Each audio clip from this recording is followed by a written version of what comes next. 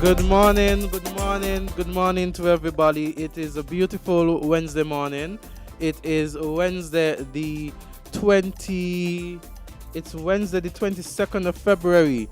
I am your host, Azard Gumbs, lawyer by profession but human by nature. And with me in studio is the Jamster. And we are going to have a wonderful program this morning. We have some good lineups. We have two guests that are going to meet us virtually, and of course we're going to have interesting discussions. I'm sure that persons are looking forward to these discussions. It's a beautiful Wednesday morning, and I want to leave a quote with you by Oprah Winfrey. She is a host, a producer, and an author, and Oprah says, "You get in life what you have the courage to ask for. You get in life what you have the courage to ask for." So let us be brave to ask for what we want. And so let us have the courage to ask for what we want. And let us hope that when we ask, we are able to get it. So Jamster, how are you doing this morning?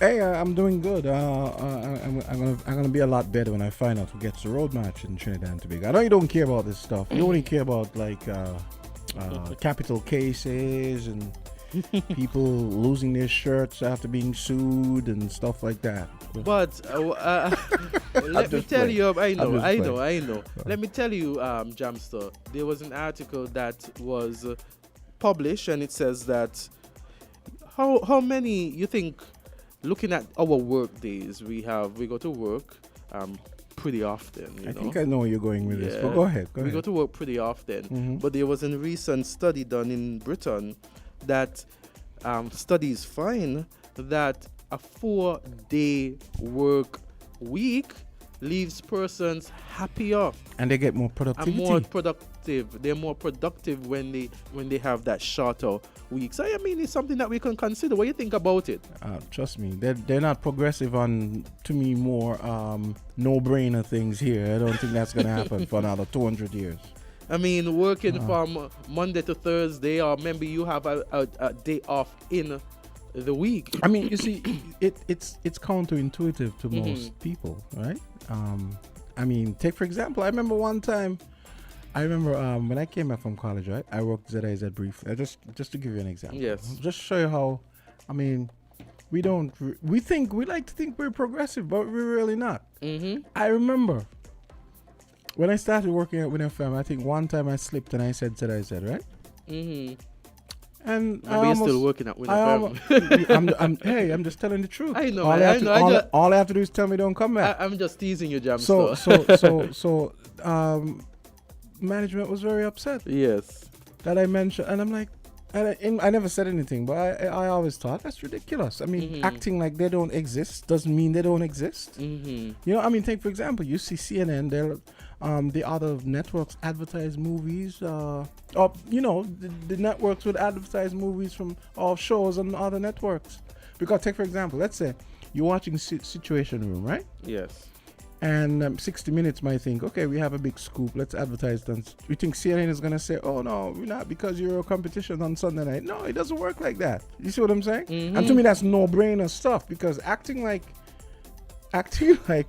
your competition isn't there doesn't make any sense. Yeah. So, I mean, going to a 4-day work week, trust me, that is like so counterintuitive to how I think corporate minds around here think. That is not going to happen. And the article says, of the workers, 60% said it was easier to balance work and responsibilities at home, while 73% reported increased satisfaction within their lives. Fatigue was down, people were sleeping more, and mental health improved, the studies show.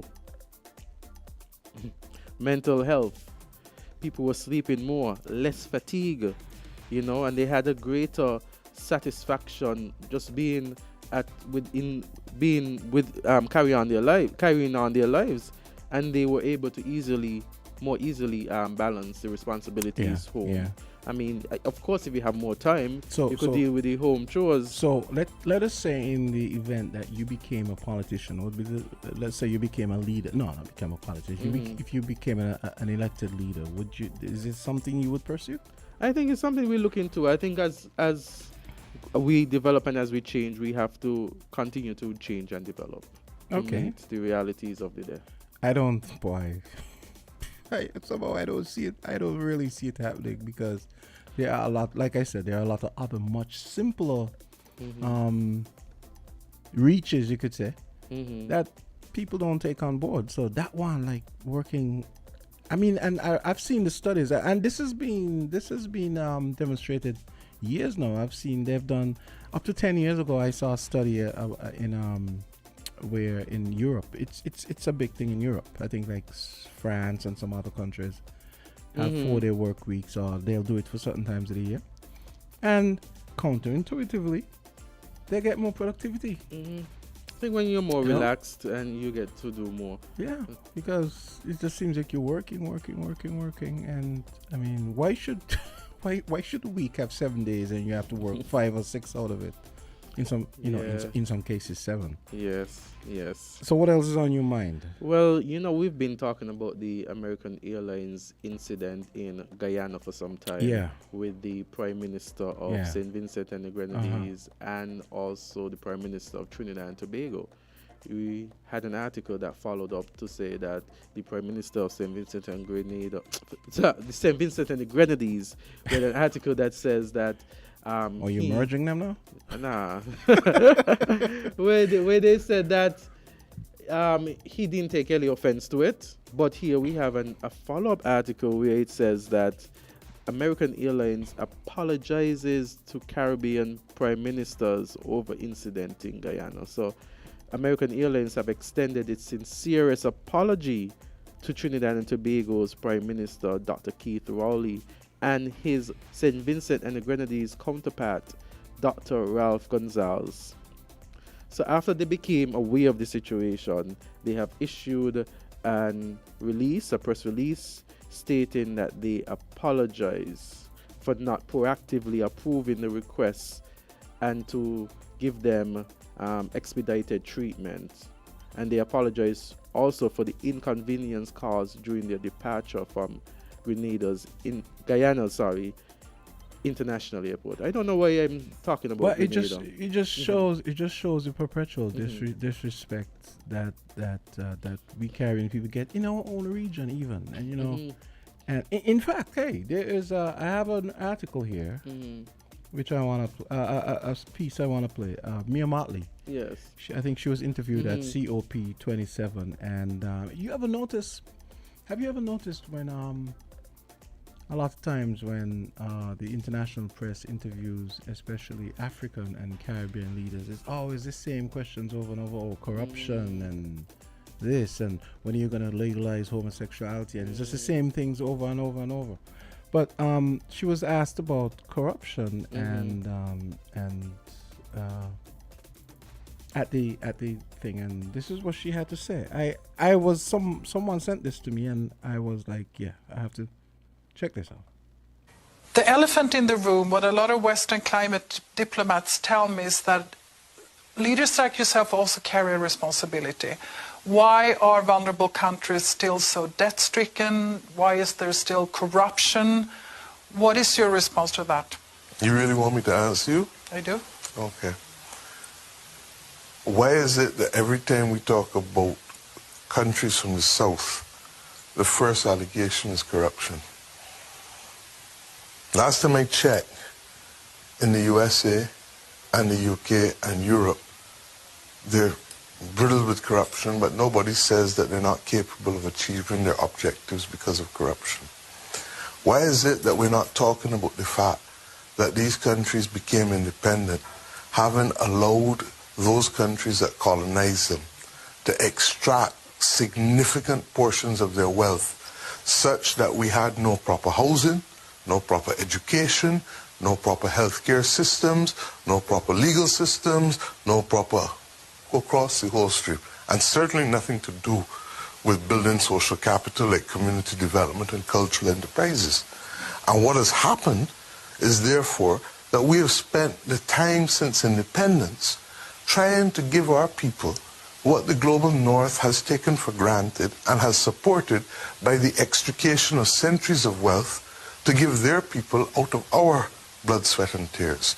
Now, when our blood, sweat, and tears finances the Industrial Revolution, and the Industrial Revolution then causes the climate crisis, and then I have to pay for the consequences of the climate crisis because of the Industrial Revolution financed by our blood, sweat, and tears, then I think they have no moral authority to tell me anything about the financing of the climate or about why we don't have enough. Is it anger over this that fuels your energy? Anger? Absolutely not. Unfairness, lack of justice. They're not angry. I'm just disappointed that humankind still wants to believe that there's one world for a set of people and another world for another. Yeah, so unfairness. Now imagine American Airlines, you're merely a multinational from another country. You happen to have an office in Guyana. And this is the way. How could you not know? How could you not know that those are regional leaders in there? You know what I mean? Mm-hmm. Disrespectful. And listen, you heard that that reporter. All they could talk about is corruption, and so it shows you how they view us. I mean, they're in our midst. Even when they're in our midst, they set up business in our midst. They can't grant us the respect. They can't grant our leaders the respect. They can't grant us the respect. And usually when they apologize, it's just really for PR. They don't really. I don't think they're really sorry about some of these controversies that they bring on themselves, if you know what I mean. Mm-hmm. Well, Jamza, you know, today is Ash Wednesday, is the beginning of Lent, the Lenten. Are you Catholic? No, I'm not. Oh, no, I was just wondering. Yeah. But I know that there are Catholics out there, and so we have to recognize them, or we ought to recognize them. Yes. Yes. Is there a Catholic church in Old Road, or is the Yes, next? there is. Oh, there's one? There's a Roman Okay. Catholic. Yes. So there's one in Sandy Point and one in Old Road? I think there's one in Sandy Point as well. I know there's about the one in Sandy I Point. know but about the one in Old Road. Okay, I didn't realize they had one in. Okay. Yes, Interesting. we have one in Old Road. So it is for of course, Ash Wednesday, and you know, this is the time when persons, you know, start to think about, you know, the death and resurrection and everything of Christ. Because And I guess repentance too, right? That's what the whole Yeah. Lent thing is Yeah. about. Yeah. yeah, so it's indeed a time, a special time in the Christian faith. And so we recognize today as Ash Wednesday. And you know, there's nothing wrong with that, because apparently our Constitution explicitly states that we are a nation under God, so we're a Christian nation. I remember last week there was a story about Iran, and I was musing. I said, why do they have to put the religion in the name? Like, you know, the Islamic Republic of Iran. And then I thought, well, okay, that's different strokes for different folks. And then I thought, well, I know that our Constitution, You know, our Constitution also does not pinpoint a specific religion. We had to be respectful of persons and their religion. Well, of course, but I think it mentions Christian, doesn't it? I'll have to think check so. I it. seem to I don't think it mentions Christians. Maybe it says under God, but I'll have to sure. check. That probably will be in the first like the preamble or something. Yes. So I'll have to check that. But someone can call us and tell us about that. If anyone who knows me has got my number, you can send me. Let us be aware that the Constitution also provides for us to have, you know, some religious freedom as choices. Yeah, to of do. course, Yes. of course. Yeah. Yeah. So what else is on your mind? There's a whole bunch. Listen, there's so many news items that I wanted to touch. Oh, you know about you know, you like legal stuff. Of course. Vibes Cartel. I haven't had a chance to really go into that matter. You know, he's serving 35 years for murder. Yeah. And along with two other people, and apparently the appeal court had shaved off, like, I think it was a year and a half or 2.5 years. But he went to the Privy Council and he was denied as well. Okay. Because when he appealed in Jamaica, he was denied. And the Privy Council also turned him down. So all the people who were expecting Vibes Cattle to be free soon, it's not happening. But he's saying it's not over. Dancehall star Vibes Cartel has seemingly had a setback in his long-running legal battle to appeal his murder conviction before the UK Privy Council.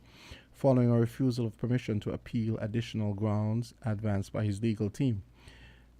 So this refusal, which was handed down on February 15, was that Singles Appreciation Day? Yeah. In providing clarity on nationwide news Tuesday, Director of Public Prosecutions Paula Llewellyn said Palmer's main appeal still stands and remains outstanding. Oh, okay. So he still might have a chance. So we'll see what happens. Also, if you look at some local news, Jams, the Social Security, they met, the statutory bodies. They had at the statutory bodies stakeholder forum, they talked about Social Security reform as one of their major topics. Yes. Mm-hmm. Yes. Yes. Actually, yes. That was one of the things I kind of wanted to discuss because, you know how a lot of countries recently have increased the working age, the age of retirement. I think Barbados increased it to. I think we had the article that we discussed that France was increasing it as well. I think Barbados either did it or is thinking of doing it. Because what's going on is a lot of countries, they based on their projections, the funds are going to run out. In fact, in some cases, it's not a matter of just raising the age; they're also raising the contribution. I think Barbados raised it. Oh yeah, Barbados raised it to 18% from 15. So the idea being, to generate more money, and also to push the date a little further out. So these are some recommendations for the reform when it comes to the Social Security. They're thinking about changing the pensionable age from 62 to 65 or 67. Change from an age pension to a retirement pension. So rather than age specific, whenever you retire. Yes. Okay. That's for Sinkits. Yeah. Really? Okay. Increasing contribution from 11%. And they said that here they're looking at references in the other Caribbean countries who have contributed who contribute between 15 to 18%. So currently we're at 11, and they're looking at countries that are contributing between 15 and 18. You know what the rub there is, though? I feel like, culture, and I have to mention Iseline Phillip again. The minister mentioned, I remember she did an aside and I'm gonna keep mentioning it every time it comes up. I remember she mentioned it at the budget address.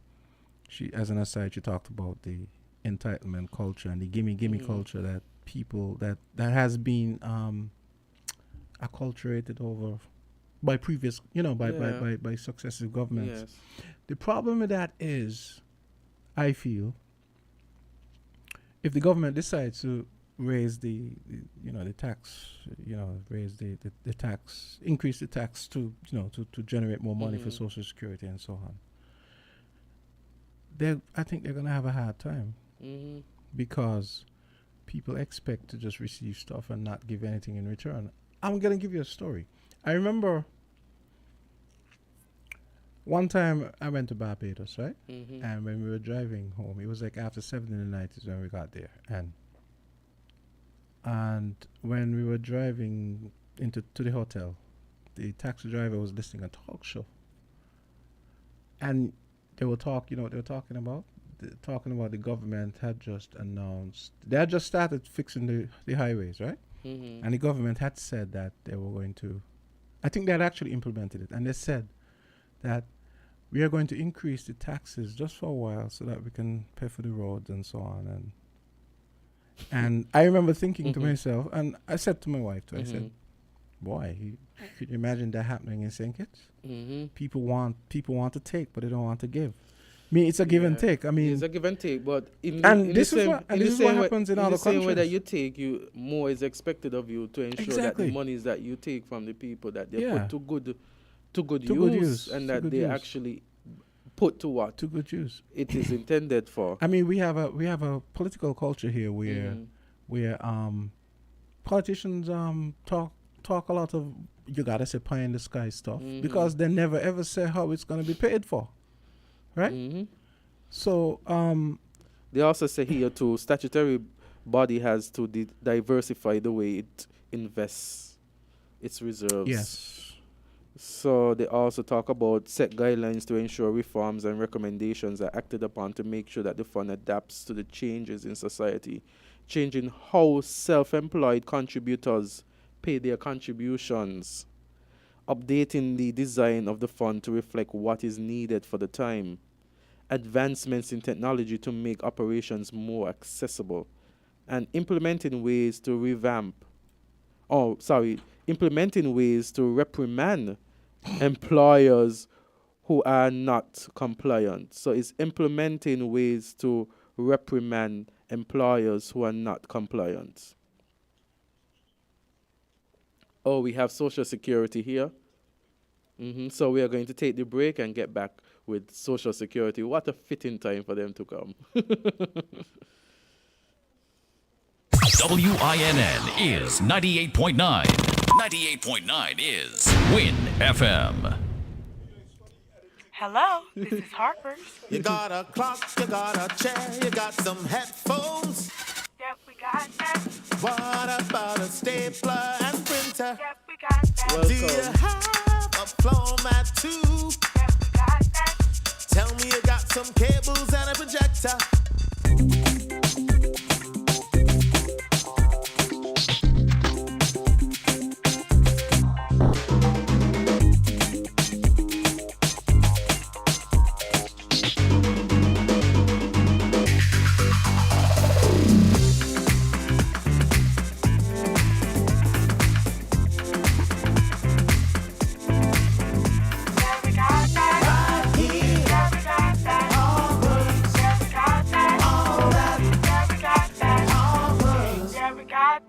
Want to win some prizes for you and your love? Well, this Valentine's you can in Pick 4's Spin for Love promotion with the Caribbean Lottery. Spend $15 or more on Pick 4 and place your non-winning tickets into the drop box provided for a chance to spin our love wheel all through February. Win sweet Valentine's prizes like dinners for two, free groceries, and more. Get your Pick 4 tickets today at any Caribbean Lottery retail agents island-wide. Must be ages 21 and over to play.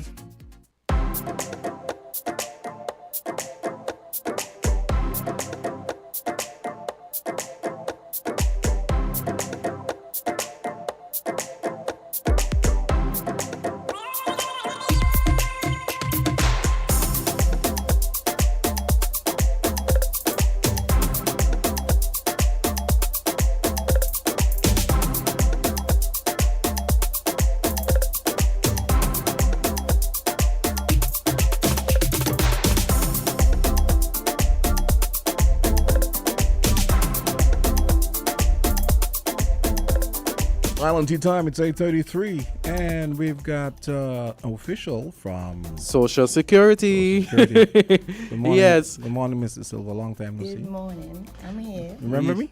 Of course. I was a baby those days. So. What does that mean? So we were here. I know you came to speak on a specific topic, but we were here and we were talking about Social Security and the recommendations for reform. And so as soon as we finished that's when you arrived. And so we were like, what a fitting time. Yes. So what do you have to tell us this morning? So this morning I'm just here to speak about our 45th Anniversary. We have a calendar of events. Wonderful. Okay, so you know that Social Security Board is celebrating its 45th anniversary, and it's under the theme Transform, Reform, Thrive. So our first event was on the 1st of February, and that was by the Minister and Prime Minister, Dr. Terence Dew, and he made a broadcast about Social Security and its 45th anniversary under the theme. Now, so that was first. Our second event was corporate worship that was on the 5th of February, 2023, and that was at the Zion Moravian Church in Bastille, where we gave praise and worship, and we gave thanks to the Almighty God for His grace that has helped Social Security scheme financially through the years. Today is Wednesday, so yesterday we had a stakeholders breakfast meeting, and of course, the reform agenda. Yes. And the actuary, Dr. Derek Osborne, was invited for the 13th actual review of the Social Security Fund. And we also use this opportunity to invite him to meet our various stakeholders, groups in the Federation. The discussion was great. He was able to lay the foundation for the discussion of the reform and the need to be made for the sustainability of Social Security Fund. It was indeed an educational exercise to engender in the public a greater appreciation and understanding of the actuarial position of the fund and the measures and policy changes that will need to be made to the system. Now, our next event is tomorrow. Tomorrow is all about the Susanna Lee High School Scholarship Program. Now, this program started in September 1983. Currently, we have over 77 students in active scholarships. So tomorrow, when we host our annual Susanna Lee High School Scholarship Ceremony, which will be held at 4 o'clock in our boardroom, we have 13 students to be inducted. And the board and myself would like to congratulate our scholars on the attainment of the 2022-2023 high school scholarships. Presently, we have 7 fifth form students that graduated from the various high schools in the Federation. These 7 students are now enrolled at the Clarence Fitzroy Bryan College. And I must again congratulate all students on their academic achievements. Now, in March, we are going to have a virtual panel discussion with our stakeholders under the theme, The Future of Social Security. Coming up in April, we're going to do our usual with primary school. So we visit the primary school and we share information about Social Security.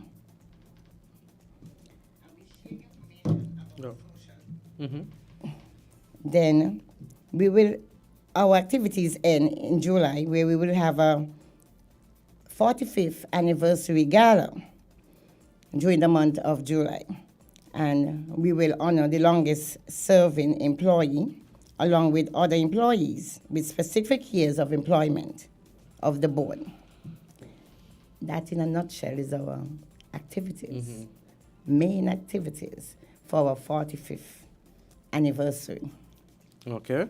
And so you have outlined a number of things that Social Security has planned. And of course, we know Social Security is a very important organization as it relates to the structure of our society. Yes. And so we were here, and I'm not saying that you might have been in a position to give any formal input in relation to what some of the things we were discussing. We were discussing some of the recommendations that were made, or some of the considerations that were made in relation to Social Security, like changing the pensionable age from 62 to either 65 or 67.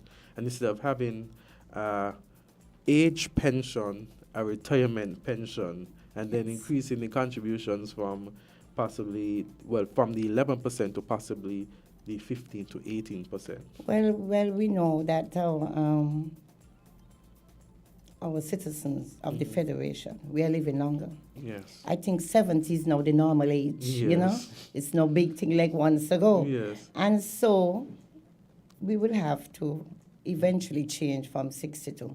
He has been 62 since the inception, 1978, and we have now grown. It's 45 years. Also, it's never changed? No. Oh, it's been the same? It's been the same. Now, you can just imagine back then our forefathers, and, you know, there were so many children Yes. that was able to sustain Social Security to this point. Now, we are just gracing with one child, two if we're lucky. And so, less contributors will have an impact on the fund. And so, the age really will have to be adjusted. Okay. It's not going to go when that time comes from 62 to 65. Of course, you have a transition, So persons can still retire at 62, what we call early retirement, until 65, where you'll get the full pension of what you would be at that point. So that would be the only measure that you would use to mitigate. Well, let's say the funds running out, because I know other countries have been thinking about and have raised the tax, have raised the levy from our contribution level. I guess that would be adjusted also, because everybody pays what, 5% Social Security as it is now. Okay, other countries are paying more, so I guess all these things will be looked at in the reform. We're going to look at the age, we're going to look at the contribution level, and so forth. I think the time is now. Yes. To make changes slowly. Okay, so it's at 8:41. I'm assuming, would you take a few calls? Yes, Probably? yes. So if you have any calls for the Social Security official, give us a call at 466-0989, 662 and 762-0989. Give us a call. And once again, congratulations on the Social Security milestone. Thank you. Yes. And so give us a call. Give us a call here at WINFM. Azard. Yes. And so we are here encouraging persons to be informed about Social Security. I see that here it says too that changing how self-employed contributors pay their contributions. I know that's a general statement, but are you aware of some of the ideas that they're formulating? It is just ideas for now. Nothing is in the works as yet. Okay. Caller, you're live.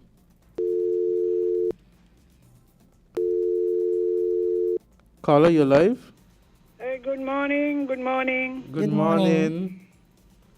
Good morning, Social Security. Good morning. Good morning. Now, I recall in, I think, of 2011, when the pension thing was being passed to the House, it was mentioned that you talk about retirement pension, and they were saying, therefore, that instead of getting two pensions, as some of us are, all will go to Social Security, so the civil servants will get one pension. Is that it? That I cannot I cannot speak to. In reform, of course, the government involvement, Social Security Board, and our stakeholders, it is all a conversation as the way forward. So there's nothing has started yet in terms, we have to have talks. We have to go out and we have to educate the public what it will be when that time comes. Because, as I said, I think the bill was passed with the Pension Act, and people were to pay 3%. But, civil servants do not contribute. So when you said, or when it was said that we would pay what? It would go from 11 to something. I think people may think it's 11 from them. Remember, it is half. Yeah. That has to be made clear. Okay. So when you say 18% of my money, it's only half of it for you. Yes. But I think That's what we want to know. Will the government continue to give its pension, or as the bill had said, that you will Social Security will pay all pension? Okay. So retirement from the government service, how would that be included in the retirement age for the Social Security? In the discussion, that can be discussed. Because I recall they said anybody who came into the civil service before 2011 can retire at 55. And anybody who came in 2011 going forward will retire at 62. Okay. Now Barbados has 67, as somebody said. You know? So see if you can get that straightened out. Okay, So all who are accustomed to get 2 pensions, it was predicted that they would get 1. The question had come up about getting more than 100% of your former salary, which can occur when you get 2 different ones. I think it was settled that they would get 80%. So if you are taking part in the discussion, maybe you could probe those things, eh? What percentage could you actually get? And at what date would that click in? So maybe if you were in there when it now comes into thing, then maybe everybody who is above 62 should continue to get what they get in. I don't know what they think about that, eh? Get a full pension. I mean, these would be serious considerations to be made. Yes, because there has to be some, you can't just, by 61 and then have to go work 6 more years. Yes. They would have So to all at of that, least- what is the mark of to get partial and the partial you get or reduced pension it is called. What percentage will it be? All right then.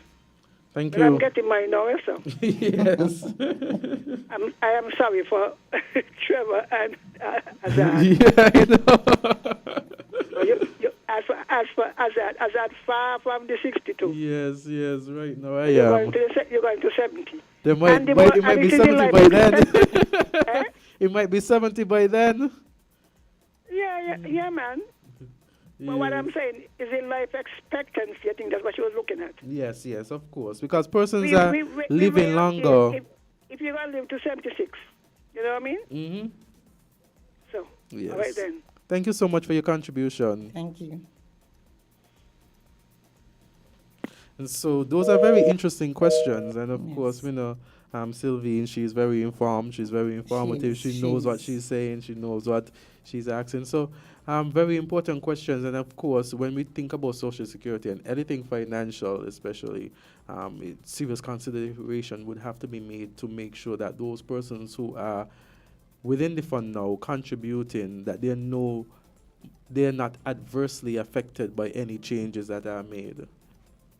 So we here had some other recommendations here by Social Security. I see that it says here advancement in technology to make operations more accessible. What are some of the ways in which persons now can use the electronic platform to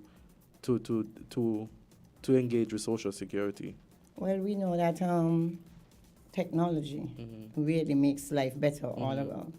Our Prime Minister, Dr. Terence Jew, he speaks about the fact that people can, with their phone, pay bills, get notifications and so forth. I mean, if I were to buy something on Amazon, immediately I get a response, of the amount that came off of my account, if it was me and so forth. So, yes, in the reform, Social Security will really have to improve the IT. Okay, that is a must. Another recommendation here is implementing ways to reprimand employers who are not compliant. Are there any specific considerations to be given to that? Well, as we improve the technology, we'll be able to really know at a glance where does a particular employer stands in terms of non-compliance of paying for persons, and that's why now today we ask persons, come and check, and we are hoping that persons in the very near future can even check without coming to Social Security, because based on the hours persons work, it is difficult to come in and check as often as they would like, and of course you can't call on the phone to ask, because we do not know who we are speaking to. Presently, we have the WhatsApp platform that we can know who we are speaking to, and that will make a difference and so forth.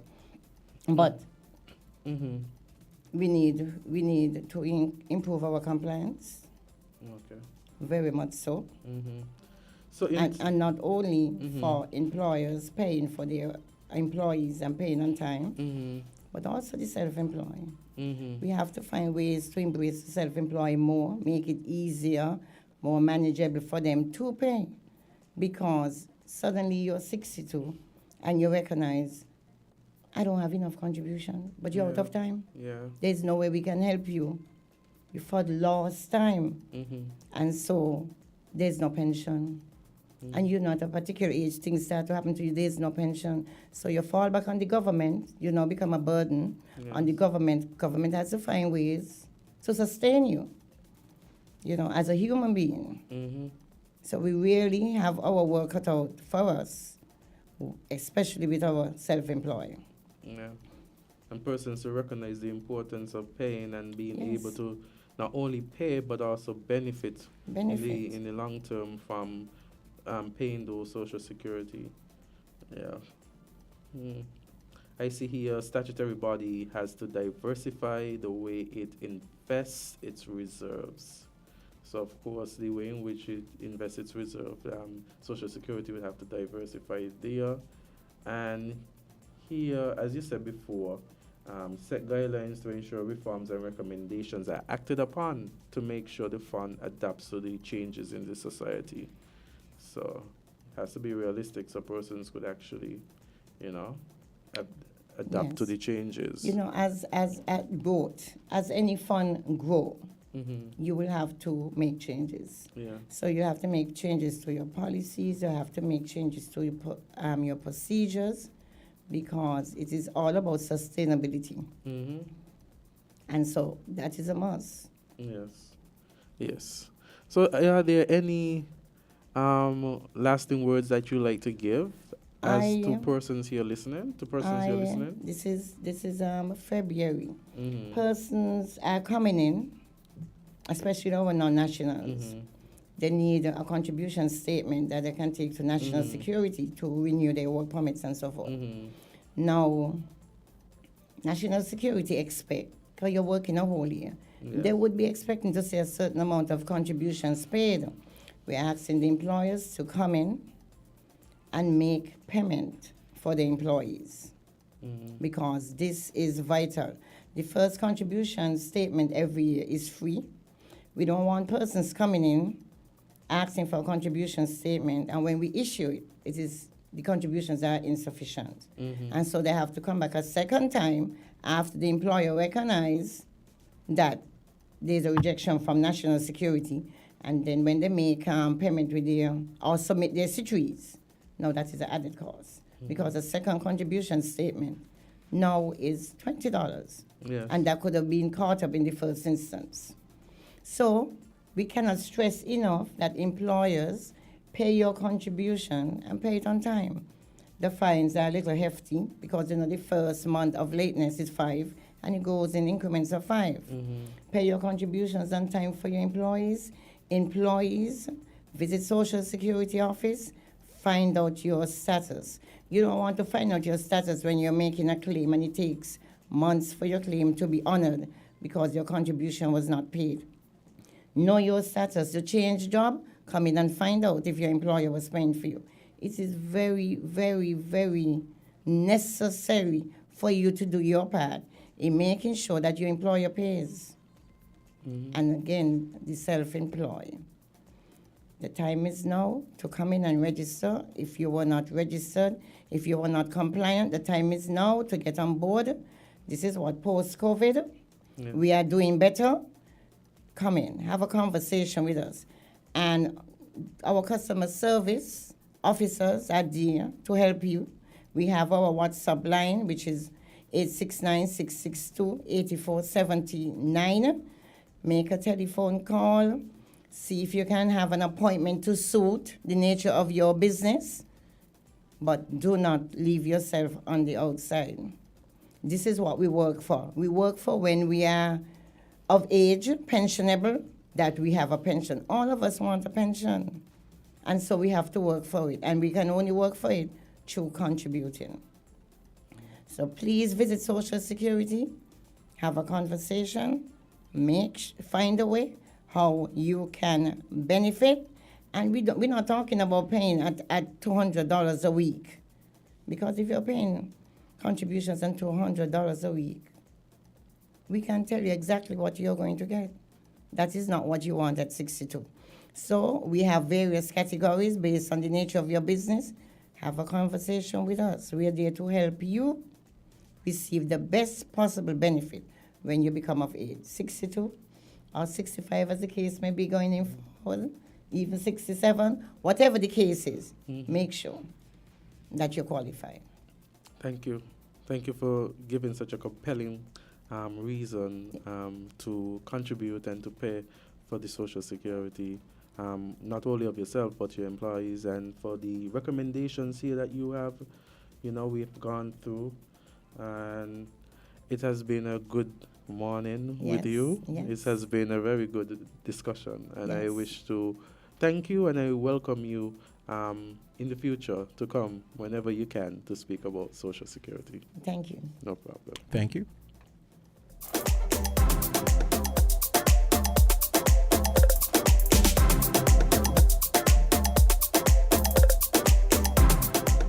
$8:55, and that's going to do it for Social Security. Getting sure to be sure of your benefits. Sickness and maternity, I'll tell you about the rest of it. We could leave to now. Your spouse and kids get the best of it. Let me mention pension when you're 62. When you're done work hard and retire, this is what to do. Listen, this Social Security is working for all your benefits. If you know well, want to help every one of your relatives, come register for this Social Security. Social Security. So every time you get your pay, Social Security. We're different. We're 98.9. 98.9. Win FM. Maybe it's the way the brilliant gold liquid reflects our sunshine, or how the bright blue of its label mirrors the clear Caribbean skies overhead. Maybe it's the fresh, crisp taste of this beastly cold beer on a scorching hot day. Maybe it's even the way it brings us all together. But one thing is for sure, Carib is very much a part of who we are wherever we're from in the Caribbean. Carib, it's the way we play. Drink responsibly. Hi everyone! Welcome to Conversations with Our Kids. Tune in every Saturday morning to Conversations with Our Kids. Oh my gosh! I am so excited for this show. I feel like a professional radio announcer already. I am nervous and excited at the same time. 10 a.m. is Kids Time on Win FM. Conversation with Our Kids. I made sure to tell my entire family, my teacher, classmates to tune in. Tune in. Conversation with Our Kids. We're going to talk about education, religion, money, family life, social media, and other interesting topics. This is a show for kids, created by kids. Conversations with Our Kids. Every Saturday morning at 10, only on WINNMedia. Listen live on Win FM 98.9 or at WINNMediaSKN.com. Conversation with Our Kids. Every Saturday morning at 10, only on Win FM. Also streaming live at WINNMedia SKN on Facebook, YouTube, Twitch, and Twitter.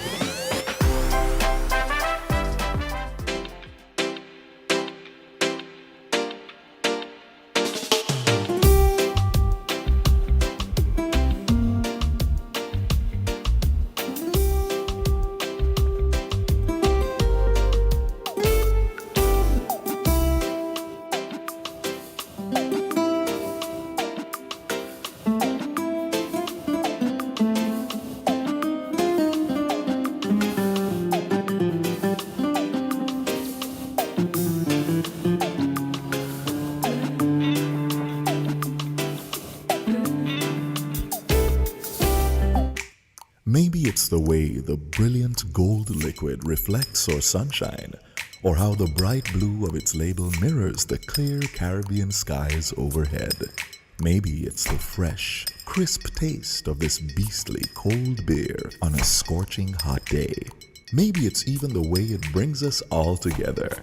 But one thing is for sure, Carib is very much a part of who we are wherever we're from in the Caribbean. Carib, it's the way we play. Drink responsibly. King Ocean, king of the Caribbean seas, announces king-size savings on shipments from Miami to St. Kitts. We have the best service and competitive rates on LCL and FCL cargo, including D&E containers, cars, heavy equipment, buses, boats, and barrels from Miami to St. Kitts. LCL pickup service anywhere in the U.S. Call local agents SL Horseman and Company Limited at 869-465-4086 or 869-662-5008 for further details. King Ocean's king-size savings on shipments from Miami to St. Kitts Nevis. King Ocean, king of the Caribbean seas.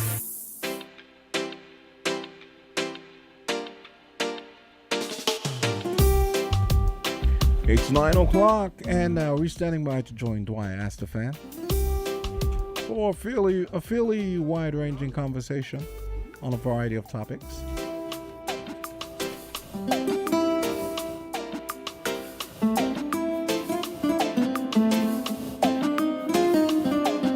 And don't forget, coming up at 9:30, we've got KC cornerback Joshua Williams,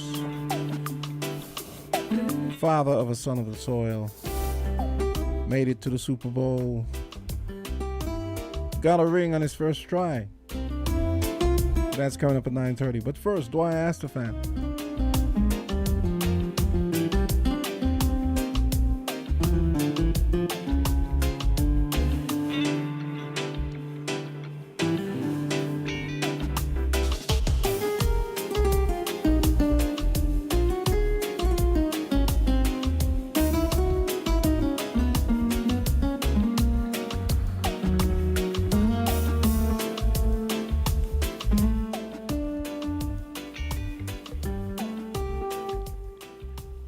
And it's that time, 1 minute after 9 o'clock. Yes.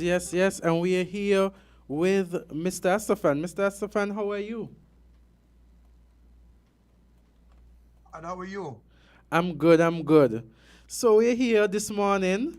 We are about to talk about the situation in Nevis. Just on Monday, we had Peter Wickham speak about his take on the situation there in Nevis as it relates to the Nevis Island Assembly, the fact that there has been no appointment of a leader of the opposition, the fact that there has been a resignation of a member of the NRP who once was one of the elected members, now an independent elected member, and the fact that, there is some sort of discussion being garnered between St. Kitts and Nevis and abroad about the state of affairs as it relates to the Island Assembly and also the NRP.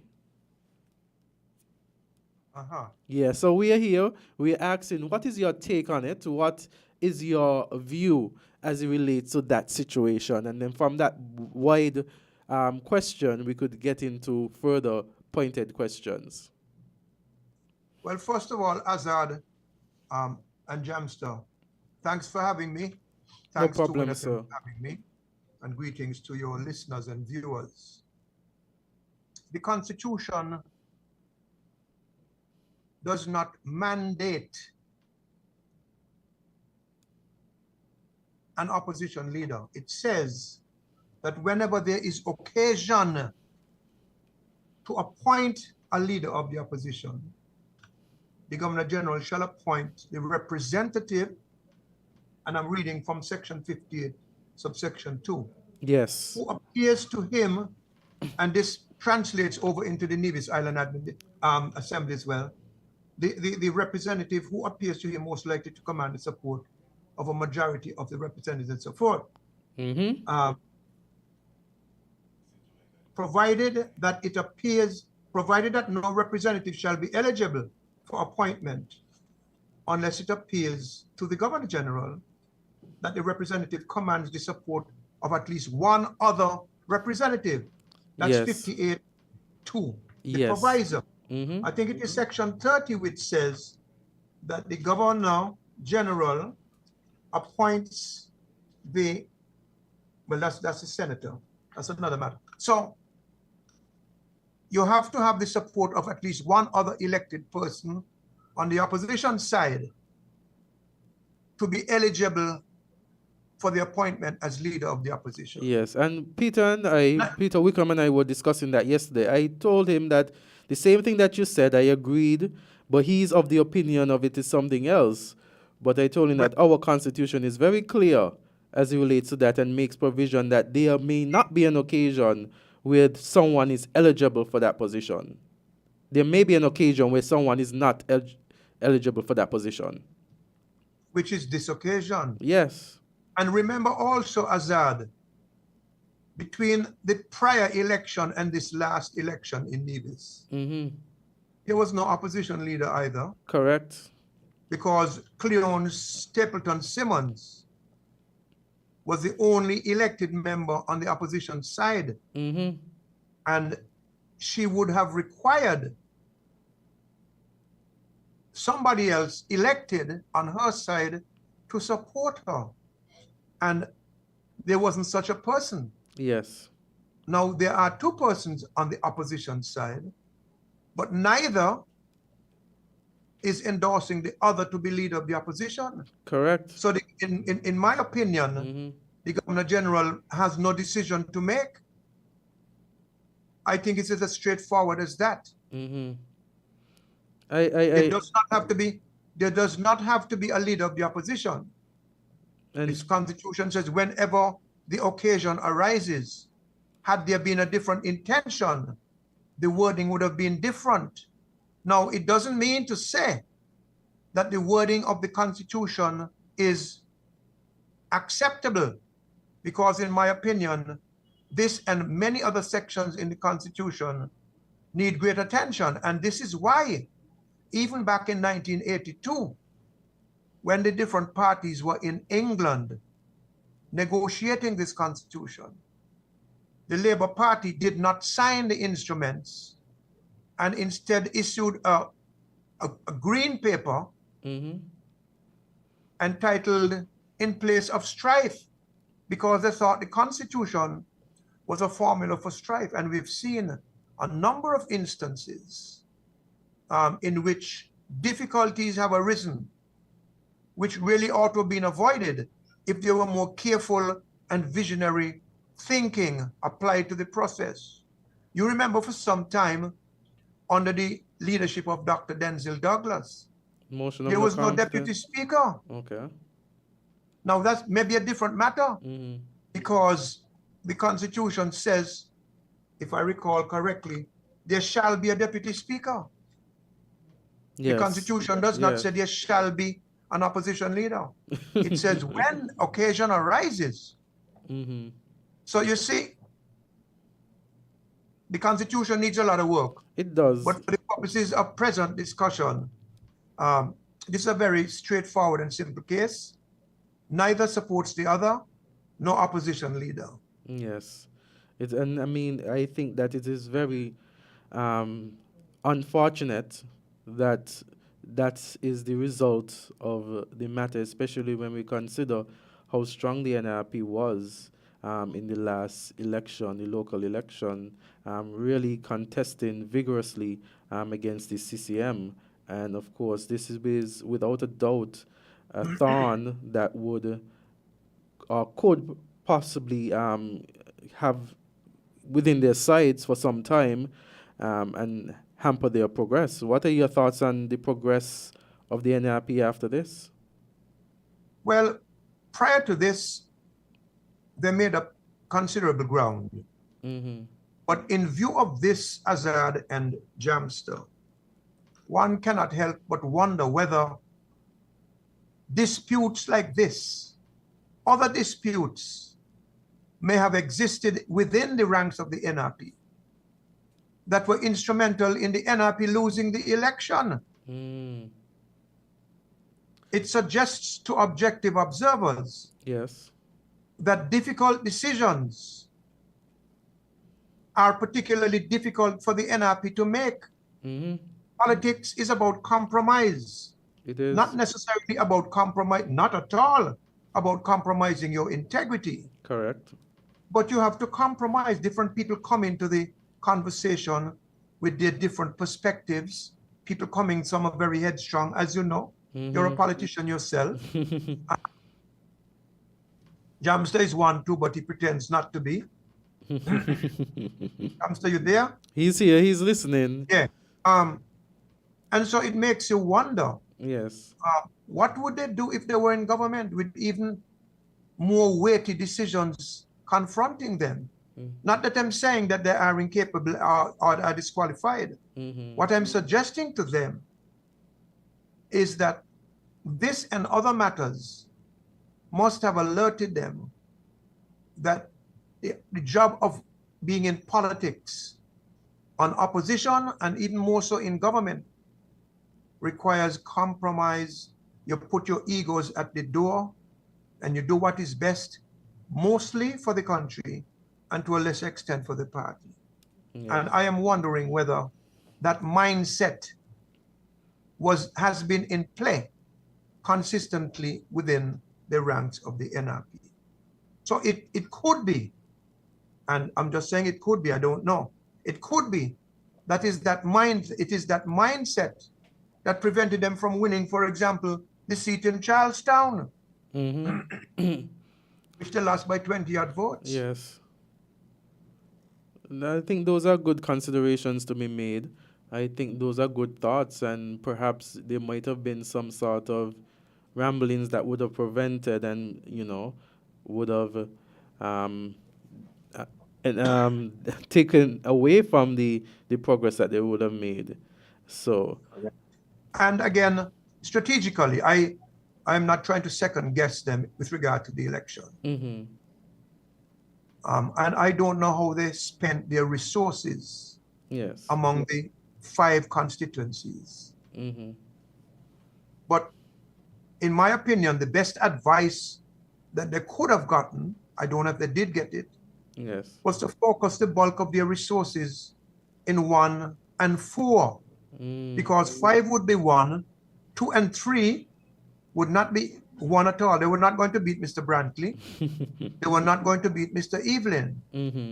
But holding on to number 5 and being able to secure 2 and 4 would have given them the government. Did they focus the bulk of their resources and energies in 2 and 4? Some people who are on the ground suggest not. And I'm speaking about supporters of the party. Okay. So if you combine, and I'm being speculative here because I don't have the facts. Yes. I don't have empirical facts behind me. But if you have these disputes that they cannot and will not resolve, and if you have a strategy that does not focus in on 1, 4, and you have 5, 1 and 4 particularly, then it might not come as a surprise that they did not win an election, which by many accounts, they could very well have won. Yes. It is possible that they shot themselves in the foot. They shot themselves. And with this ongoing saga, going forward, I don't know how much good they'll be doing themselves. You hear different utterances coming from both sides of the argument. Yes. An argument which really should never have existed, at least in the public square. But it is out. Yeah. And is it fixable? Yes, it is fixable, whether with or without Miss Stapleton Simmons. But it's going to be a excuse me. It's going to be a hard slog for them. It's going to be difficult. It is going to be. And we've realized how such public display of disagreement and division has only negatively impacted political parties. We look at the People's Action Movement in the 90s. We look at the Labour Party in the 2010s leading on to the 2015 election. We look at the Team Unity just recently in 2022. And so we see that when there is division, when there is a divided people within the party structure, that they are unsuccessful. Yes, and doing this on your march to government, sets roadblocks. You're putting roadblocks in your own way. Own way. As I said, my understanding is that originally Miss Stapleton Simmons was of the view that being the more experienced parliamentarian, she ought to be considered for the opposition leadership in the House. I'm told that that position was not found to be acceptable. Yeah. And so this is what I'm told. I'm not saying that this is 100% factual. Yes. I'm told that she then said, well, I would like to have a say. I don't know if it's a say or this say in the selection of the senator. Yes. Now, again, I am told that there had been a primary in Nevis 1, Charlestown, and that the person who won that primary was not selected as the candidate for NRP to run in that constituency. Oh.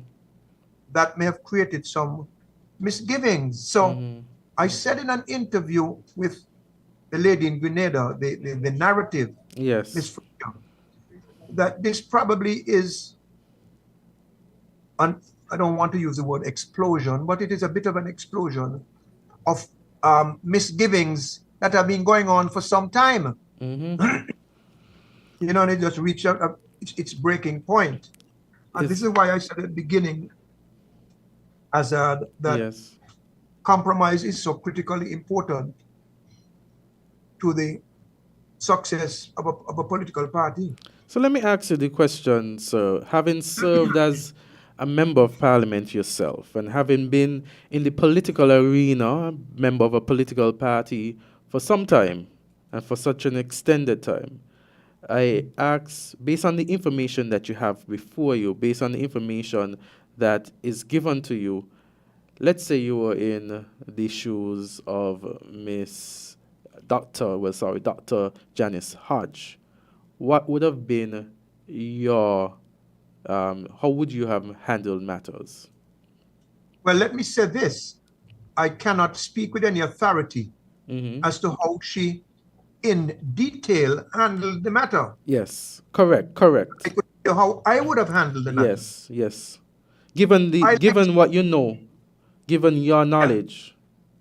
I like strong people around me, especially if I'm the leader, because they can make not only me look strong, which is secondary, but they can give the effort a greater chance of success. Yes.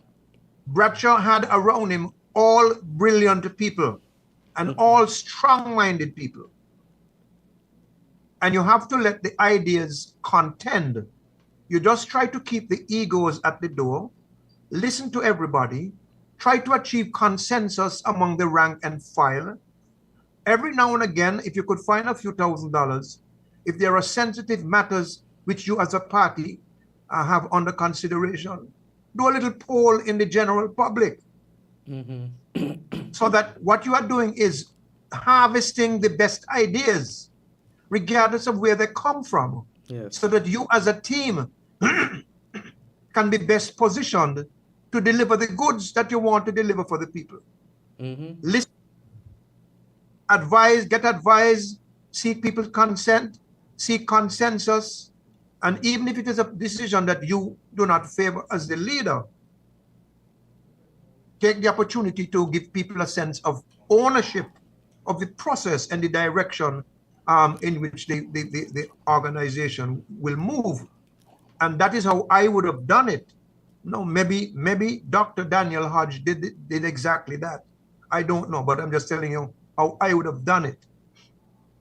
Now, having said that, I was in a political party and I had differences with the way the party was being led and the government was being led. And I left the cabinet. So there's always also that option for a person who, if he or she is sufficiently frustrated and feels that on a matter of principle, he or she can stick around no longer, then you put on your boots and you march. So it's not an easy situation. Definitely not. It's not good for the country. Mhm. Quite apart from partisan politics, it's not good for the country. Yeah. And also, it's not good for the image of women as political leaders in our country, because some cynical people will posit the view, which I don't share. Look at that, women are going to mess up the thing, you know. Mhm. Yeah. Which I don't share, but people, you know, as an adult and as a politician, that people are going to come with different views. You might find some of them far out, some of them flights of fantasy, but those are their views. Yes. As a decision maker, as a leader, you have to look at all of the views and listen to them. Correct. Do the right thing and do the right thing. So let me ask you, if you were in Honorable Simmons' position, what would you given what she has said, provided that you have listened to her side of the story, do you think you would have acquiesced, or do you think you would have left? Acquiesced in what? She was suspended, you know. Yes. I don't know if she said she left. I think she said she's an independent parliamentarian. Yes, I think she said. I think there's an article that says she resigned. Okay, well, if you are suspended from the executive, it is hardly likely that there's a way back in, because the amount and extent of the misgivings that were created to lead to that point would be hard to walk back. Yeah. I would not insist on being the party leader, the opposition leader. I wouldn't, but we must remember again, even within a political party, you have to negotiate. Yes. And my information is that she was recommending the gentleman who allegedly had won the primary in Charlestown to be the senator. But that choice did not find favor with the ultimate decision makers or maker in the party. Again, I cannot say that this is empirically true. Yes. I'm telling you what I'm hearing. Yes. And if the gentleman had won the primary as it is claimed, it means that he is popular in that district and may have potential to help the party march to victory next time, or even, you don't know what God has around the corner for us. Yes. God forbid somebody gets hurt or disabled or worse. You could have a by-election. So you do not squander your resources. And it could be that those thoughts accumulated in Miss Simmons, Stapleton Simmons' mind. Yes. And she figured, well, why is this person being blocked when he has the potential? Why is he being blocked? Yes. Is it that we're going to put another female? So to brand ourselves as a woman party? How is that going to go down? Because a lot of women would not support the idea of a strictly male party in terms of leadership, or a strictly female party. So there are a lot of moving parts here, that I cannot say were given full attention. I cannot say the word either, but I could understand both sides of the story. Yes. And I also am of the view that there is more to it than the public knows. Okay. So I know that Jamster has some questions for you. It's not the political questions, but he has some questions for you, and so I'll allow Jamster at this time. Okay, Dwyer. Okay, it's just 9:23, and we've got Dwyer Astafan. And Dwyer, we recently lost two national gems, Willie Dorr and Melvin Melly Hewlett, and I really wanted you to weigh in and give tributes to both of them for the listeners who don't know how much they've contributed to St. Kitts Nevis. Well, thanks for the opportunity, Jamster.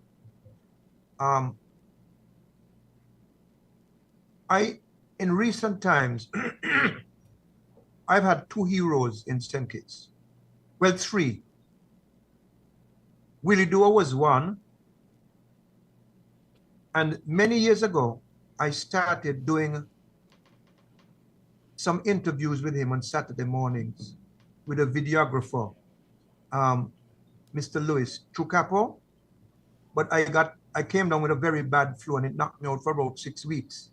And then, one thing led to another and I didn't pursue it. And it is one of the major regrets of my life.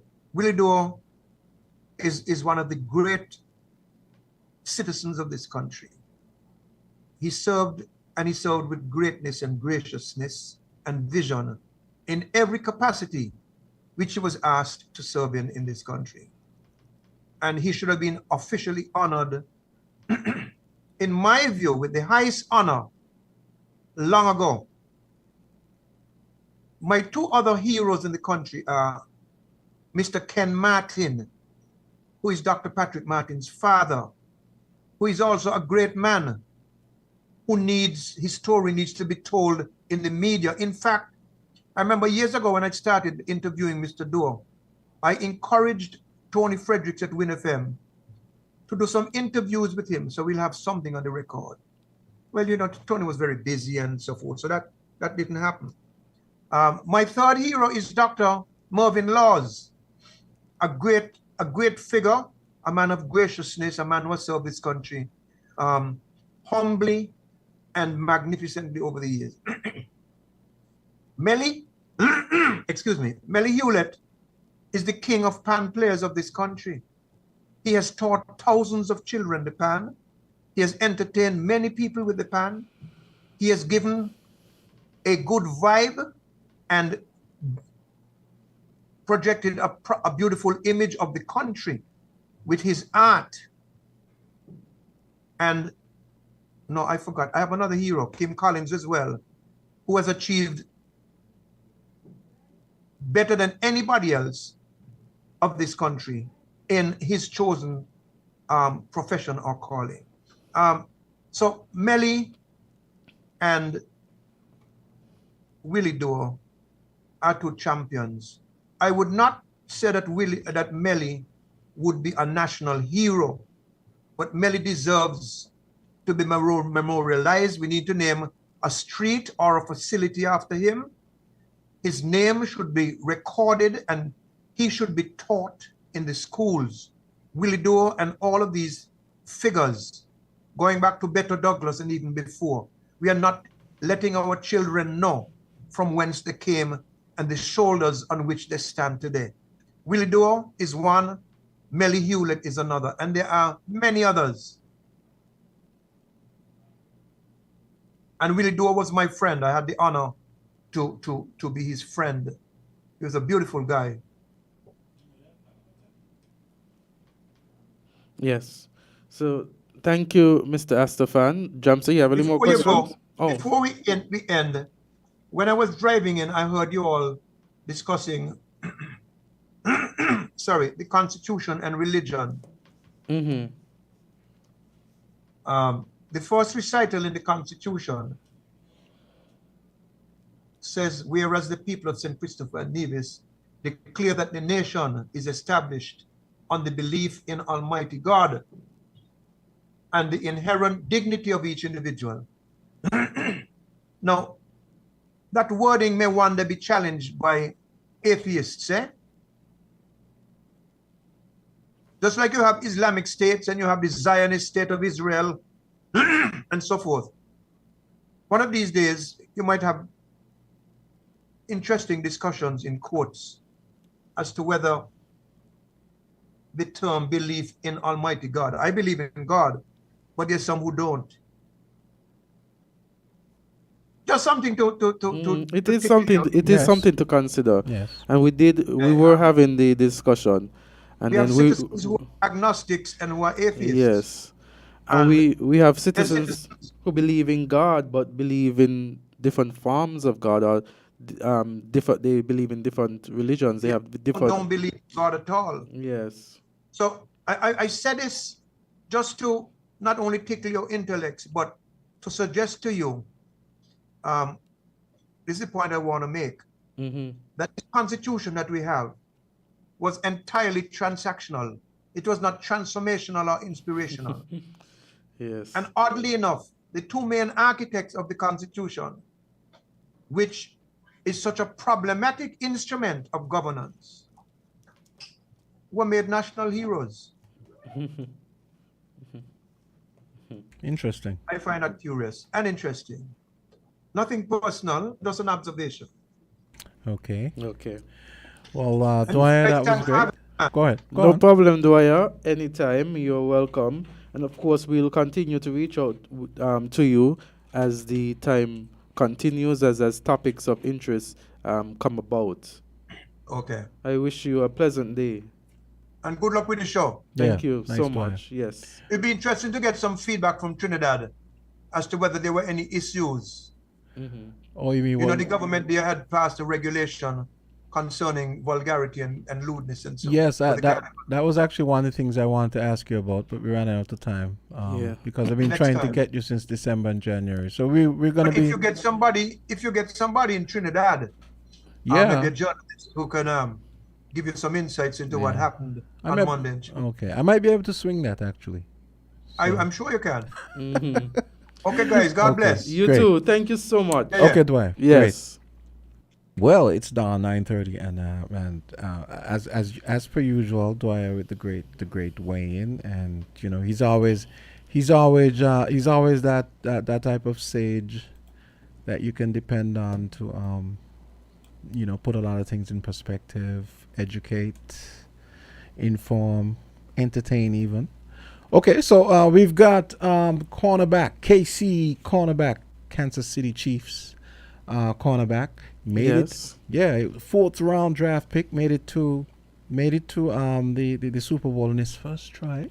That's amazing. And has a ring. Mm-hmm. And I did find out that actually the fact that now his first time he won a Super Bowl and he's won a ring, that's actually going to affect. They actually all get bonuses. Yeah, that's good. And then it's going to, let's say another team wants him because of the fact that he has a ring. You know, that's going to make his pay even better. So we're going to be talking to Joshua Williams. That's going to be happening right about now. Let's get a quick word from our sponsors, Rams. We're different. We're 98.9. 98.9. Win FM. Buster! We run things are on we. Buster! Buster! Living color, do it differently. Buster! Buster! Legend in charge, like for the party. Buster! Buster! We set the pace, then everybody follow it. 7 flavors, best taste, Buster, bolder, better, better. Pick your color. We set the pace, then everybody follow it. Buster, live in full color. Buster! Rams is for you and me. Giving back to community. Rams is for you and me. Better for your family. Better service, better price, better value, better choice. Rewarding you for loyalty. Rams is for you and me. Better price and quality.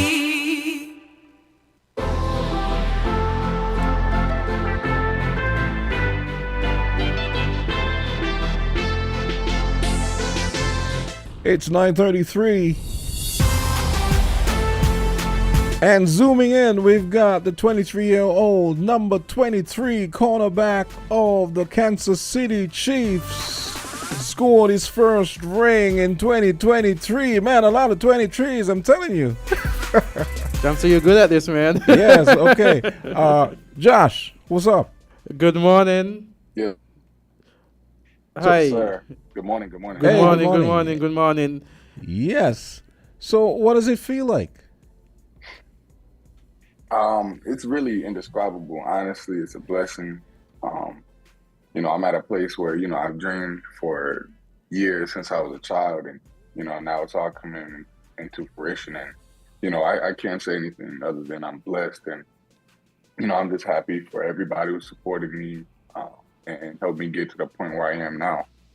Okay, well, just before we continue, for the benefit of the listeners who don't know who you are, Joshua Williams, cornerback for the Kansas City Chiefs. He just won his first, because we know this is going to be many more, his first Super Bowl ring.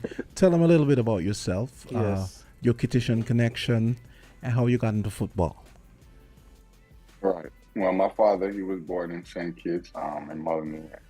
You know, he was always real adamant about his family from that side, even though we were raised in the U.S. And, you know, we had a great connection with his brothers over there. I have a sister over there, Kelly. Shout out to Kelly. You know, everybody over there, you know, since I've been going through this journey, they've been real supportive. And my auntie Brenda, she's been making sure everybody knows my connection to St. Kitts and making sure everybody's just kind of been getting exposure and hearing about my journey. And, you know, growing up in the U.S., my dad was in the military. So originally, when I was a young boy, really a baby, we were moving around. We settled in North Carolina. My mother passed away, so my dad did a great job in, you know, raising me and my sisters all by himself. You know, he's a great man, a man of God, and I would, you know, he's probably my biggest, easily my biggest, you know, idol, somebody I look up to and want to be like. So you speak about your connection in St. Kitts and Nevis. The question to you is, have you ever been here in St. Kitts and Nevis? I had been. The last time I was, it was for my grandmother's funeral. So I was probably like 5 years old. It's been a while. I will be coming back in a couple weeks, and, you know, seeing the family. This is the first time in a while I've actually had some off time to be able to come and travel. And, you know, it's really just a blessing to be able to go back down there and see my family. Now, if you had to explain to Kittitians and Nevisians, now I got to tell you, people have been gradually getting into American football. I mean, it's not as much as, say, soccer and cricket, obviously, or even basketball, but people have been getting into it slowly but surely. Now, as someone who plays football, if you had to describe it and maybe make a pitch for people to understand the game and maybe even consider playing it, how would you put that down in 90 seconds? How would you explain it? How would you pitch it? I would best describe it maybe like rugby. Rugby's pretty similar as far as, you know, you have to run with the ball in your hands and, you know, get to the goal line. You know, there's tackling. And honestly, I wouldn't say it's too far off from, like, you know, maybe you think of soccer, but you're allowed to use your hands and tackle. So, you know, there's definitely some small intricacies and a lot of weird rules, but, you know, that's any sport. You take the time, maybe a couple weeks, you'll be able to learn the game easily. I've had a lot of people, even my sister, who, of course, originally didn't know anything about football, and, you know, now she's starting to understand. And, you know, it's great to see her getting into it just because I'm out there on the field. Well, your dad, how did your dad take to football? I mean, you know, coming from St. Kitts, and you'd think football is, you know, probably fairly foreign to him. But I guess he's lived there long enough. But what was that like? Honestly, I wouldn't say it's sure. When I was a young boy and I first started, you know, becoming of age to be able to play sports, he wanted me to run track and play soccer. And I was cool with the track. You know, I was a great track runner. But I don't know. I just couldn't get into the soccer. I wasn't bad either. My sister was playing it. You know, I would go out there and kick the ball with her sometimes. But I just had a real passion for football ever since I, you know, started school. And I would just see football on TV. He came overseas, and he was staying in Alexandria, Virginia, for a little bit with my auntie Brenda and my auntie Vansland and my auntie Paulette, and they, you know, they were already Washington Redskin fans at the time. So he made me a Washington Redskin fan, and, you know, that's kind of what I would say started my my real just journey with the football stuff. I was a big fan, and I became an age I wanted to play instead of soccer. And, you know, he was fine with it, and, you know, he just pushed me to be the best player I could possibly be, as long as I was still running track. Clearly. It's 9:39. We're talking to Joshua Williams, cornerback with the 2023 champions, the Kansas City Chiefs. Okay, now, Joshua, it must be pretty surreal. You probably watched you've watched games before you were drafted. You've watched Super Bowls. Tell me what it was like, what you were feeling when you're actually on the other side of the camera in Arizona on Super Bowl Day, February 12th. The whole week leading up to the game, it was just it was surreal, kind of just to be there and be experiencing the week of the Super Bowl. There's a lot of celebrations and festivities and little just there's a lot of interviews, things for your family to do, so many events, and that was cool, just being treated like almost royalty, and it was really just a blessing. Everybody wanted to talk with you or interview you and give you this or give you that, so it was crazy just being there, but actually being able to play the game, lock in and focus up that week, because that was the goal. It's a celebration the whole week, but you're not going there just to celebrate. You want to go there and win the game. So the game time come, I did all my preparation that week. My coaches did a great job in keeping us prepared all week, being ready to go. Started off the game mainly doing special teams and helping out where I could. But the second half come along, and my coaches need me on defense to get more snaps and kind of just step up and play a big role in the second half. I go in there, do what we need to do, and we walk out with a win. And do you guys? If you watch the game, we're actually go ahead. No, I was asking. Do you guys get to watch the halftime show at all, or I guess that's the coaches using that as a pep talk time?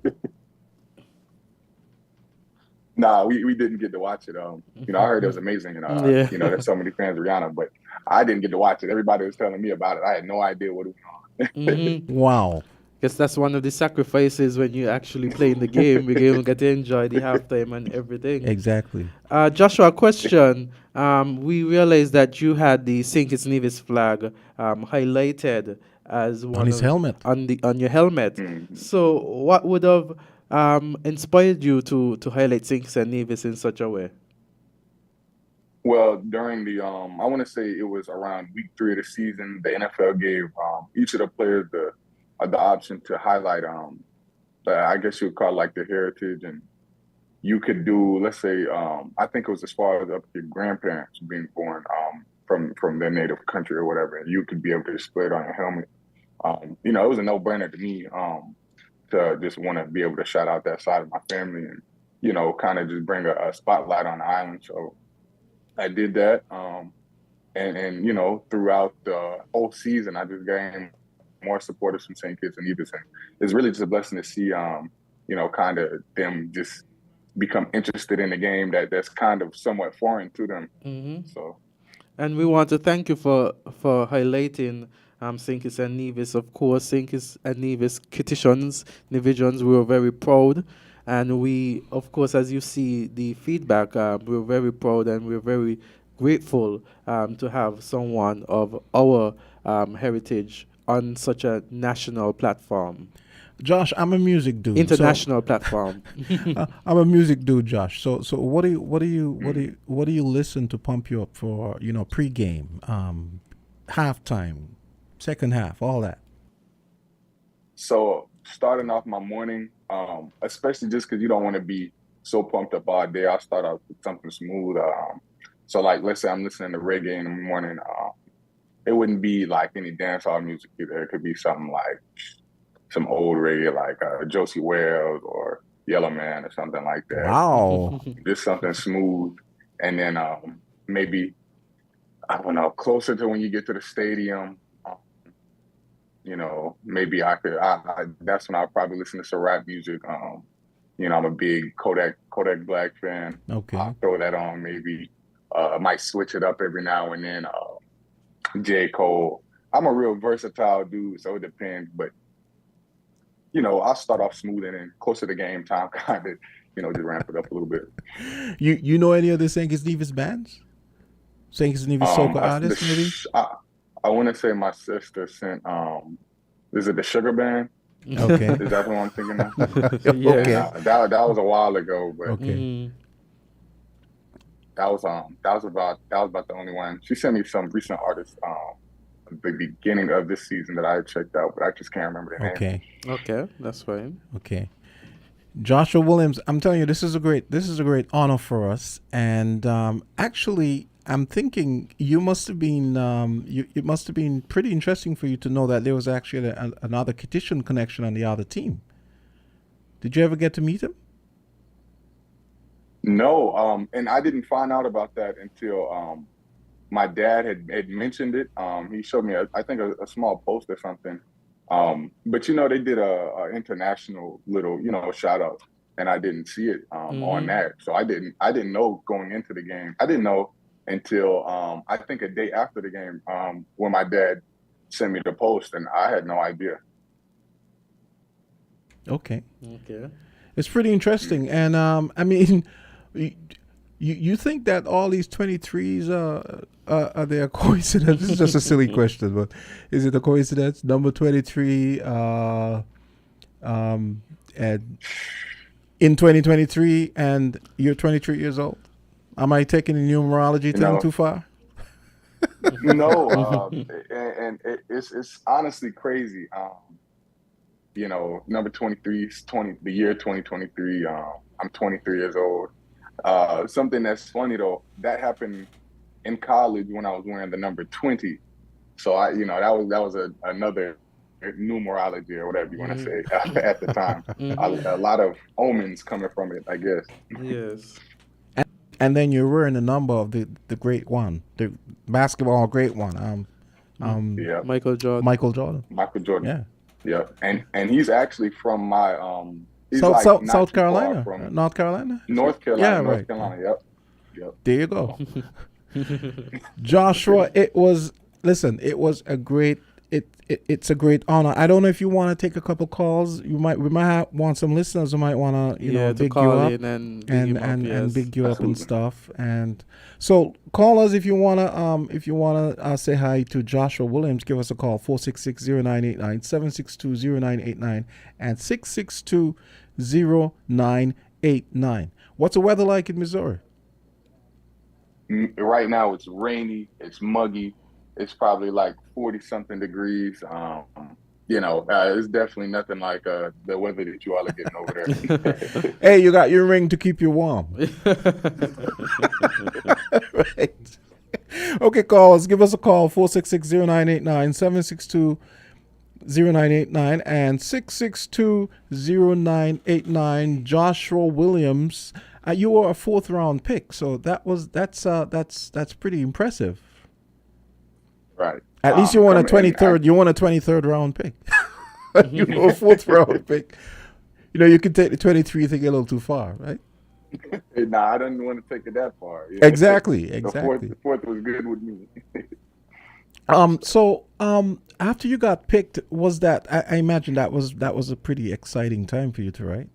Brenda actually sent me the video. She actually sent me the video when when you were showing up for your first practice. Mm-hmm. I got the call. I was just sitting at home watching the draft with a few of my family members. Nothing big. They call up my phone, and it was just really a surreal moment. I feel like I probably just couldn't believe it at the time, so it was hard to react. It all happened so quick, and it was just a burst of emotions, and I was just so happy, just elated. And got out here to Kansas City. They welcomed me with open arms, and now I'm here. I'm a champion, and it's just a blessing seeing how it's all coming to just fruition and seeing how things develop. I'm blessed. Yeah, we have persons on the page saying congratulations.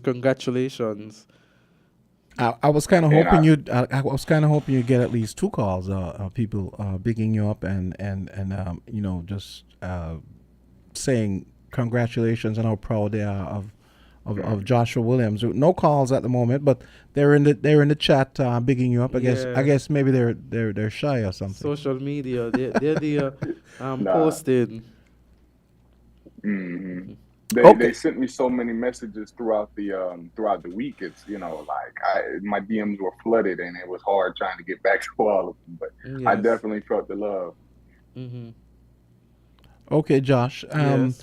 Okay, I know this is your downtime and it's cold and you're in Missouri and it's cold and all that. So, we're definitely gonna hook up whenever you show up here in St. Kitts. I've already been told you're gonna be showing up. So, Absolutely. congratulations. I give you the last word for St. Kitts Nevis and your folks in my. Oh, you got 2 calls coming in. Okay, let's take these 2 calls. Okay.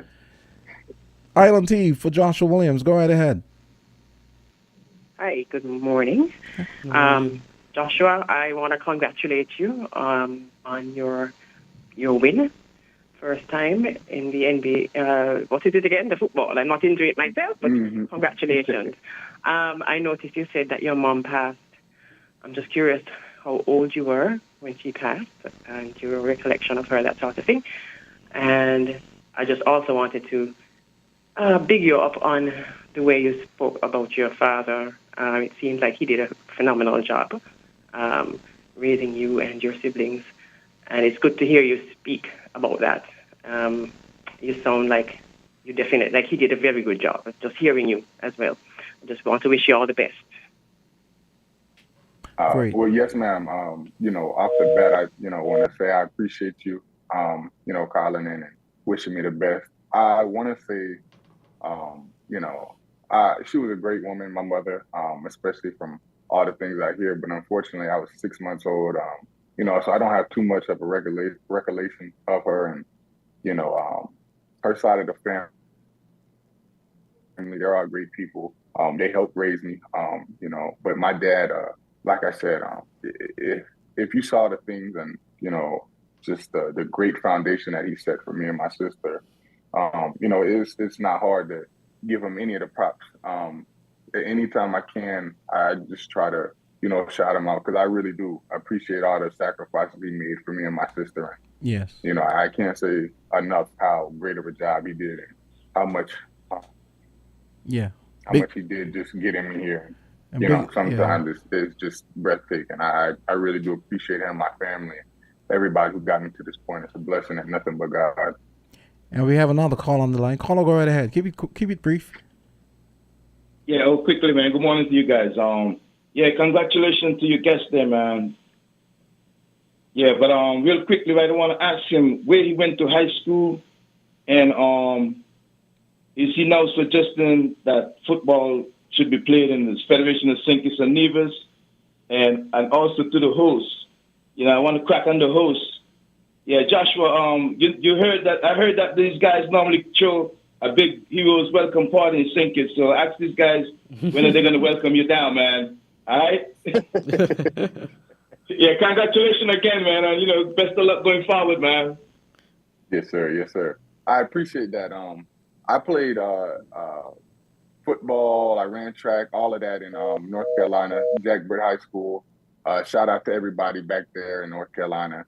And honestly, it was different because I basically, I came into my own kind of late. A lot of people, when they'll make the NFL, but I didn't, I would say, start making strides really until college. So that was a little different. That was kind of, my growing up and how high school went for me. And, and as far as, them throwing me a welcome party, I don't know if I need a welcome party, but I can't wait till I get down there. And I don't know if football, American football, will ever get to the extent to where everybody down there wants to play. But just having that option to and kind of exposing the children and youth to it, I think is a cool, a cool idea. And whether they play football or not, just being a positive influence and I guess you could say role model. Just, whatever I can do to help out is more than fine with me. Joshua, we have someone who asks him about playing with Patrick Mahomes. Yeah, good question. Right. That is a great question.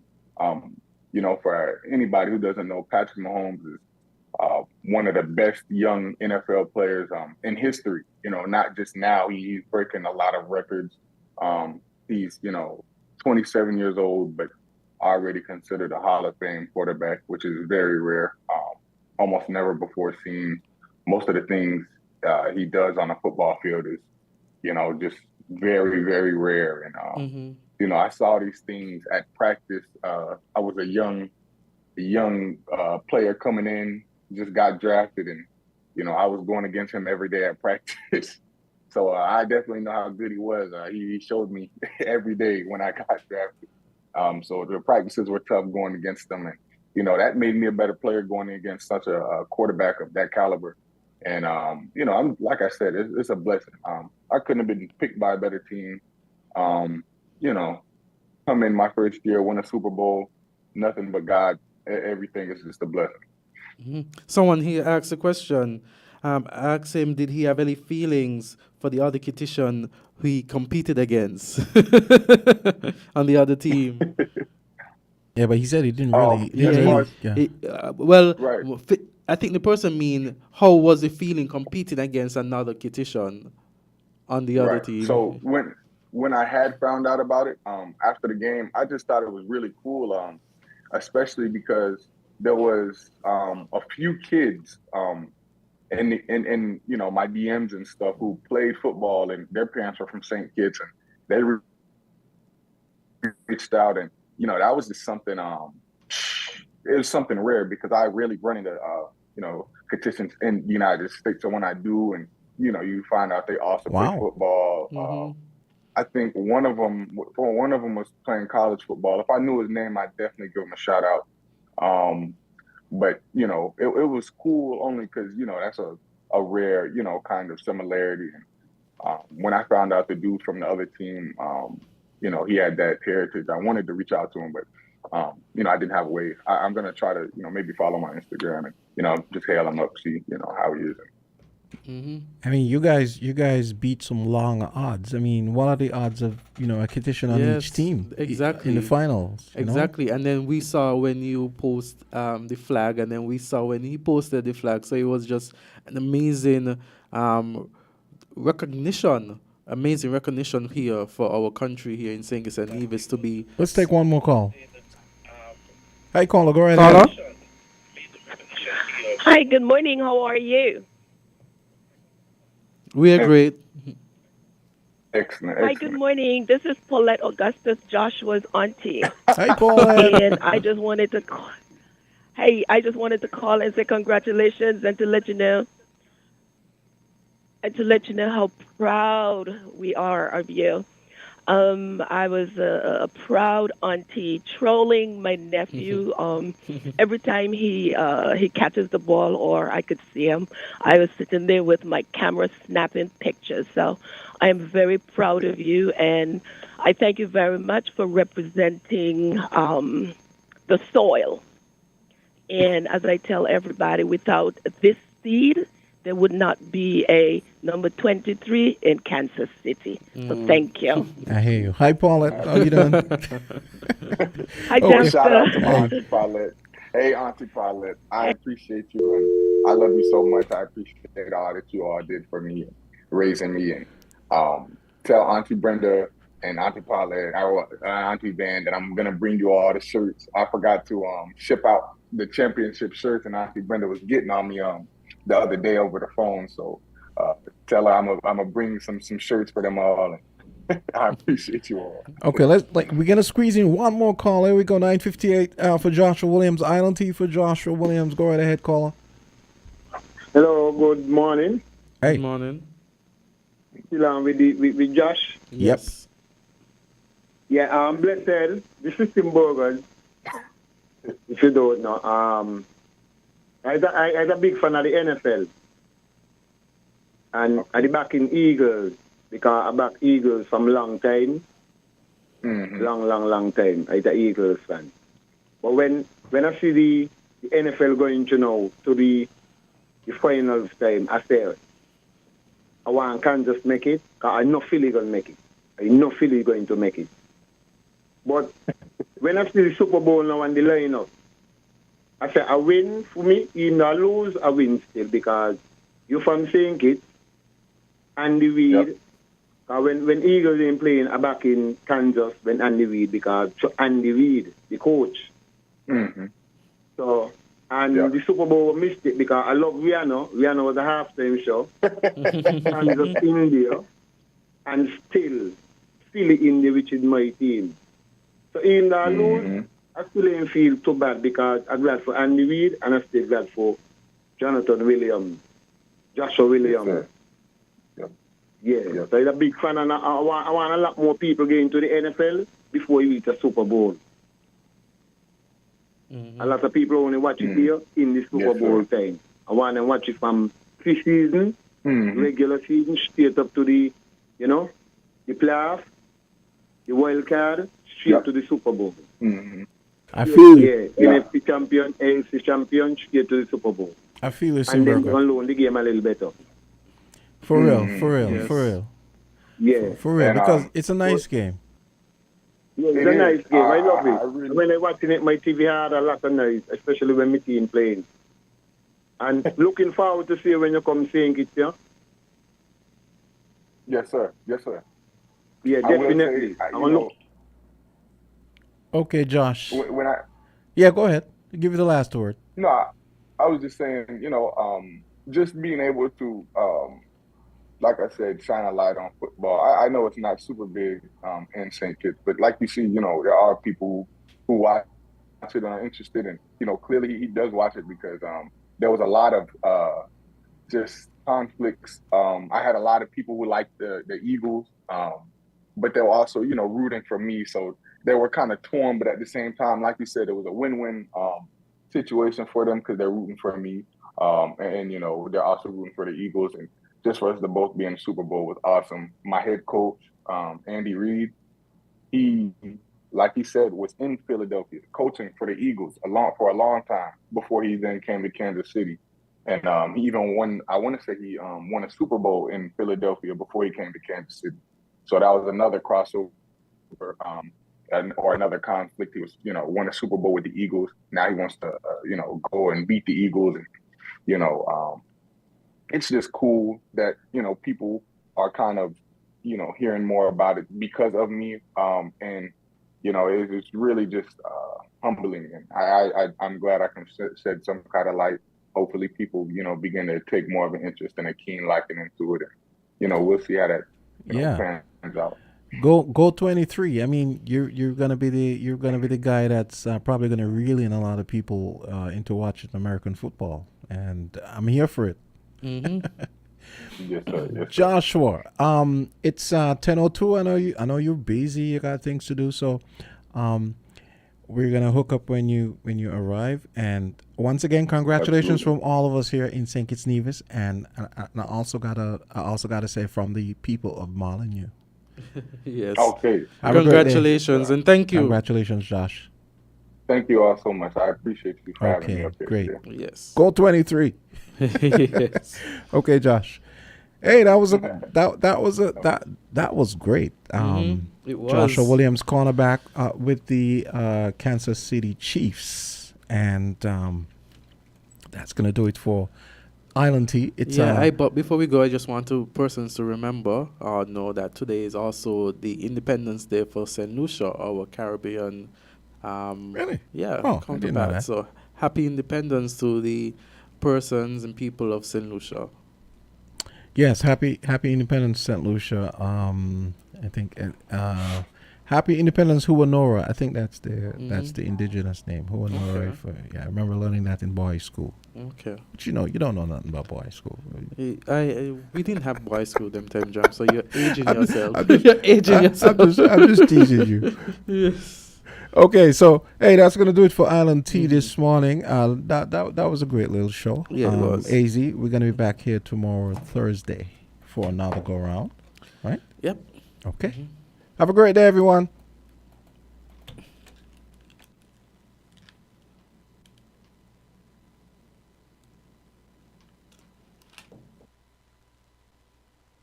Already making millions of people sick and jeopardizing lives.